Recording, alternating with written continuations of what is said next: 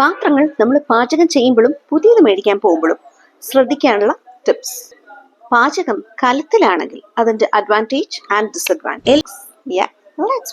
കലം എന്ന് പറയുന്ന ഈ ഒരു ഷേപ്പുള്ള പാത്രങ്ങൾക്ക് നെഗറ്റീവ് പോയിന്റ്സ്, ചില കാര്യങ്ങൾ നമ്മൾ ശ്രദ്ധിച്ച് ചൂസ് ചെയ്യുവാണെങ്കിൽ വളരെ കുറവാണ്. ഒരു ചെറിയ വായുള്ളൊരു കലമാണ് എടുക്കുന്നതെങ്കിൽ നല്ല ദമ്മിട്ട് വെക്കുന്ന ആ ഒരു ബിരിയാണി ഉണ്ടാക്കാനും ദമ്മിടാൻ എളുപ്പമാണെന്ന് തോന്നും. യാതൊരു സംശയവും വേണ്ട, അത് ശരി തന്നെയാണ്.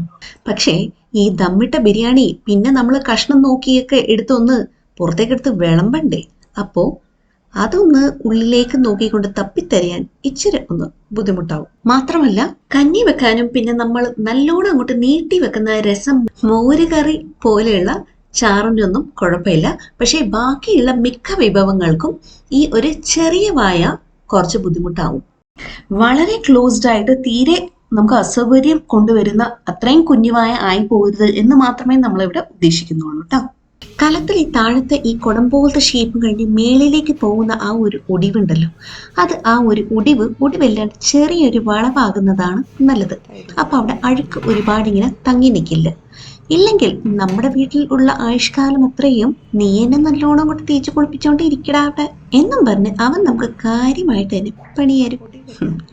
സോ മൈ സ്വീറ്റ് ഫ്രണ്ട്സ്, കലം മേടിക്കുമ്പോൾ ഈ 2 കാര്യങ്ങൾ ശ്രദ്ധിക്കുക. ഈ ഒരു കലത്തിന്റെ മറ്റൊരു നെഗറ്റീവ് പോയിന്റ് എന്ന് പറയാനുള്ളത് ഇതിന്റെ ഷേപ്പ് തന്നെയാണ്. പ്രത്യേകിച്ചും നമ്മൾ കഞ്ഞിയും പാലും ചായയൊക്കെ തിളപ്പിക്കാൻ നേരത്ത് ഭക്ഷണത്തിന്റെ അളവിലും കുറച്ചും കൂടെ വലിപ്പമുള്ള കലമാണെങ്കിൽ കുഴപ്പമില്ല. അല്ലെങ്കിൽ ചിലപ്പോഴൊക്കെ പണി കിട്ടും ഉറപ്പ്. മേലോട്ട് ആ നേർത്ത ഭാഗം എത്തുമ്പോഴത്തേക്കും അയ്യോ ദൈവമേ, അവൻ എന്തൊരു സ്പീഡാണ്. എത്രയോ തവണ ആ അടപ്പ് മാറ്റി കണ്ണും നട്ട് നോക്കി അങ്ങോട്ട് നിന്നാലും ശരി, എന്നോടാണോ നിന്റെ കളി എന്ന് ചോദിച്ചുകൊണ്ട് മത്സരിച്ചുകൊണ്ട് അവൻ തന്നെയായിരിക്കും പുറത്തേക്ക് ചാടാം. അതുകൊണ്ട് തോൽവി സമ്മതിച്ചു കൊടുത്തുകൊണ്ട് ഞാനങ്ങോട്ട് കീഴടങ്ങി. ഇതിൽ പാല് തിളപ്പിക്കല് ഞാനങ്ങോട്ട് നിർത്തി. ഇനി നല്ല പാത്രം കഴുകാൻ മടിയുള്ള ദിവസങ്ങളാവാം. അയ്യോ, ഒന്നുകൂടെ ട്രൈ ചെയ്യട്ടെ. 3 റോസസ്, ഉന്മേഷം, കടുപ്പം, രുചി, ഇവ 3ലും ഉത്തമം. ഈ പറഞ്ഞ 3ഉം ഉണ്ടാവും. അല്ല, ചായ കുടിച്ചാൽ ഉന്മേഷം ഉണ്ടാവുമോ എന്ന് എനിക്കറിയാൻ പാടില്ല. പക്ഷെ രുചി, കടുപ്പം ആൻഡ് LPG ലാഭം അല്ല, ഈ കാര്യത്തിൽ ഉണ്ടാവും.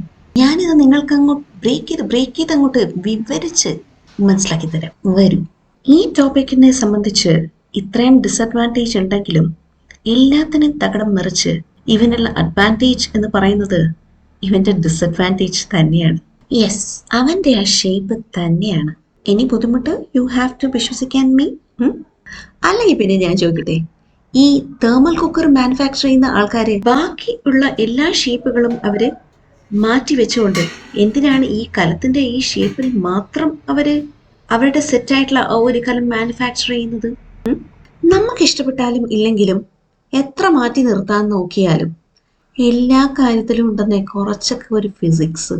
എന്ത് ചെയ്യാനാ? ഇതിന്റെ താഴത്തെ ഈ വിശാലമായ ഈ ഒരു ഉണ്ട പോലത്തെ ഷേപ്പും മേലെ അങ്ങോട്ട് പോകുമ്പോൾ നേർത്ത് പോകുന്നത് കൊണ്ട് വായ ചെറുതും ആയതുകൊണ്ട് ഇതിലത്തെ ആവി അങ്ങോട്ട് എസ്കേപ്പ് ആവാൻ ബാക്കിയുള്ള ഷേപ്പ് അപേക്ഷിച്ച് നോക്കുമ്പോൾ കുറച്ച് ബുദ്ധിമുട്ടാണ്. അപ്പൊ എന്ത് ചെയ്യും? ആ ചൂട് അവിടെ തങ്ങി നിൽക്കും. അതാണ് ഇതിന്റെ പുറകിലുള്ള ഒരു സിമ്പിൾ സയൻസ് ഓർ ഫിസിക്സ്. അതുകൊണ്ട് ഈ ഒരു പാത്രത്തില് ചായ വെച്ചാലുള്ള ഗുണം എന്താണെന്നറിയോ? ചില ചായപ്പൊടികൾ ഒരുപാട് തിളപ്പിച്ചിട്ടുണ്ടെങ്കിൽ അതിന്റെ ആ കടുപ്പത്തിനോടൊപ്പം ചെറിയ ഒരു കയ്പും കൂടെ ഇറങ്ങി വരും. അപ്പോൾ ആ ചായയുടെ രുചി, ഇപ്പോൾ നമ്മൾ നല്ല ഫൈൻ ആയിട്ടുള്ള ഒരു ചായപ്പൊടിയല്ല, പകരം ഇച്ചിരി വലിയ ചായപ്പൊടിയാണ് നമ്മൾ ഉപയോഗിക്കുന്നതെങ്കിൽ അത് കുറച്ചുകൂടെ ഏറെ നേരം തിളപ്പിക്കണമല്ലോ.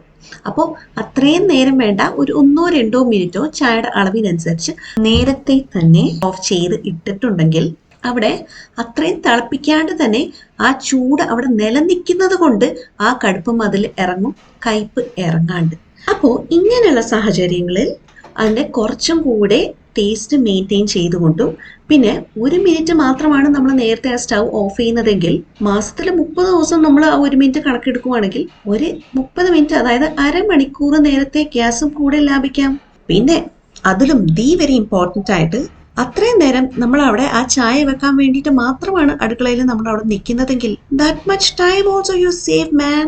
Yes, that's right. പിന്നെ രണ്ടാമത് ഒരു ചായ കുടിക്കാൻ ഒരു ചെറു ചൂട് മതി എന്നുള്ളവർക്ക് ആ സ്റ്റവേലോ ഇല്ലെങ്കിൽ ആ ചൂടുള്ള പരിസരത്തൊക്കെ തന്നെ ആ പണിയുടെ ഇടക്ക് നമുക്ക് കലത്തിൽ ചായ വെക്കുവാണെങ്കിൽ ഒന്നും കൂടി ഒരു ചായ വെയിറ്റ് ചെയ്യാണ്ട് കുടിക്കാനും വേണ്ടിയിട്ട് കുറച്ചൊക്കെ ചൂട് അതിൽ അത് പറയുമ്പോൾ മൂടിയുടെ അതായത് അടപ്പിന്റെ കാര്യം കൂടെ പറയണമല്ലോ. കലം ഇതൊക്കെ തന്നെ വേണമെന്നും പറഞ്ഞ് നമ്മൾ നോക്കി സൂക്ഷിച്ചെടുത്തിട്ട് അടപ്പ് ഒട്ടും തന്നെ ചേർന്നതല്ല എങ്കിൽ പിന്നെ അതിൽ കാര്യമില്ലാണ്ടായി പോകില്ലേ. അതുകൊണ്ട് ഈ ഒരു കാര്യം കൂടെ നമ്മൾ ശ്രദ്ധിക്കേണ്ടതുണ്ട്. ആവി നഷ്ടപ്പെട്ടാൽ നമ്മുടെ ഭക്ഷണത്തിൽ വരുന്ന വ്യത്യാസത്തെക്കുറിച്ച് ഞാൻ ഒരു കുക്കറിൻ്റെ വീഡിയോ ഞാൻ ഓൾറെഡി ഇട്ടിട്ടുണ്ട്. താല്പര്യപ്പെടുന്നവർക്ക് വേണ്ടിയിട്ട് ഞാൻ ലിങ്ക് ഡിസ്ക്രിപ്ഷനിൽ കൊടുത്തേക്കും. നിരന്ന് പരന്ന ബേസുള്ള പാത്രം എങ്ങനെ എന്ത് പറയും, അല്ല ഇങ്ങനെ പറയാം, ഒരു തിരികയുടെ സഹായം ഇല്ലാണ്ട് നിലം ഉറപ്പിച്ച് ഇരിക്കാൻ പറ്റാത്ത പാത്രങ്ങൾ, നല്ല പരപ്പൻ മൺചട്ടി മുതൽ കുഴിയൻ ചീനച്ചട്ടി വരയ്ക്കും അതുപോലെ ഷേപ്പുള്ള ഏതൊരു മെറ്റൽ പാത്രങ്ങളാണെങ്കിലും നമ്മൾ ആദ്യം തന്നെ ഒന്ന് തിളക്കാനായിട്ട് അല്ലെങ്കിൽ ഒന്ന് റോസ്റ്റാനായിട്ട് കുറച്ച് നേരം ഒന്ന് കൂട്ടി വെക്കുന്ന ഒരു സമയമുണ്ടല്ലോ. ആ സമയമല്ലാണ്ട് ബാക്കിയുള്ള വേവിക്കാനുള്ള സമയം അത് എത്ര ഡിഗ്രിക്കാണോ അത് വളഞ്ഞ് പോകുന്നത്, അപ്പോൾ അത്രയും കൂടെ കുറച്ചത് തീ കൊടുക്കുന്നതാണ് ഗ്യാസ് ഒരുപാട് വേസ്റ്റ് ആയി പോവാതിരിക്കാൻ നല്ലത്. സ്റ്റീൽ തന്നെ ആവണം എന്നില്ല. ഏതൊരു പാത്രമാണെങ്കിലും ഫ്ലാറ്റ് ബേസ് ആണെങ്കിൽ നമുക്ക് ഇതിൽ 80 to 90% വരെയും നമുക്ക് തീ കൊടുക്കാം, ഉണ്ടാക്കുന്ന വിഭവവും കൂടെ കണക്കിലെടുത്ത്. ബേസ് ഫ്ലാറ്റ് ആയതുകൊണ്ട് തന്നെ സൈഡിലൂടെ കടത്തി വിട്ടുകൊണ്ട് തീ വേസ്റ്റ് ചെയ്യില്ല എന്ന് മാത്രമല്ല, ചൂട് ഉള്ളിലേക്ക് തന്നെ അബ്സോർബ് ചെയ്തുകൊണ്ട് മാക്സിമം LPG സേവ് ചെയ്യാനും പറ്റും. എല്ലാ ഷേപ്പിലുള്ള പാത്രങ്ങളും നമുക്ക് അത്യാവശ്യം വേണം. പക്ഷെ ചില ഷേപ്പുകൾ എണ്ണത്തിൽ തീരെ കുറവും ചില ഷേപ്പുകൾ എണ്ണത്തിൽ കുറച്ച് കൂടുതലും വേണ്ടി വരും.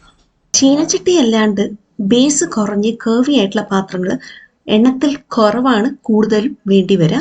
ഫ്ലാറ്റ് ബേസും മലന്ന് വലിയ വായായിട്ടുള്ളത് വറ്റിച്ചെടുക്കാനും വരട്ടിയെടുക്കാനും. അതേസമയം ഫ്ലാറ്റ് ബേസും അതിനൊത്ത പൊക്കവും ഓരോ വിഭവങ്ങൾക്കും വേണ്ടിയതുപോലെ ആവശ്യത്തിന് ഒതുങ്ങിയ വായുള്ള ഒരു പാത്രം ഗ്യാസ് ലാഭിക്കാൻ വേണ്ടിയിട്ട് മാത്രമല്ല, ഇങ്ങനത്തെ പാത്രങ്ങൾ കുറേ അധികം റെസിപ്പീസിന് ഉപയോഗിക്കാൻ പറ്റുന്നതായിരിക്കും. പാത്രങ്ങൾ മേടിക്കാൻ ഷോപ്പിങ്ങിന് പോകും മുൻപേ ഈ വീഡിയോ ഒന്ന് കണ്ടിട്ട് പോകാം. അല്ലെങ്കിൽ കളറും ഭംഗി മാത്രം നോക്കി എടുത്ത് കൈ പിടിച്ചോണ്ട് ഇങ്ങോട്ട് പോരും. എന്നിട്ട് വീട്ടിൽ വന്നിരുന്ന് തലപുകഞ്ഞിരിക്കും. അല്ല ഇതിപ്പോ ആരോടാണ് ആരുടെ കാര്യമാണ് ഈ പറയണത്? എന്റെ തന്നെ. വീണ്ടും കാണാം നല്ലൊരു വീഡിയോയെ. until then take care. Video ഇഷ്ടപ്പെട്ടാൽ ഒന്ന് ലൈക്ക് ആൻഡ് സബ്സ്ക്രൈബ് ചെയ്യുക. and take good care. Goodbye.